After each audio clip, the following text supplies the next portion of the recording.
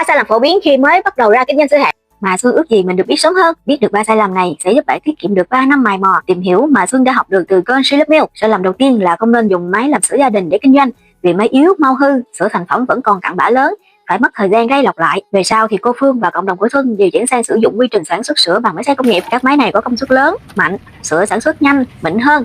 Tiệm của Xuân hoàn toàn không gây lọc lại, sữa thành phẩm ấm nóng giao liền tay cho khách mà không cần phải nấu sẵn, không cần sợ phải dư cuối ngày. Sai lầm thứ hai là tìm hiểu những nhóm khách hàng cụ thể. Xuân đã học được từ cô Phương và tiến sĩ y sinh cô Mita Trần cách kết hợp các loại hạt với nhau để tìm ra được một vị sữa đáp ứng được từng nhu cầu của khách hàng chuyên biệt, như về sức khỏe, về mẹ bầu, về em bé, người cao tuổi hay bệnh nhân có huyết áp cao, người tiểu đường. Mỗi đối tượng sẽ có công thức sữa riêng biệt theo từng khẩu vị. Sai lầm thứ ba, đừng vội mở quầy hay thuê mặt bằng.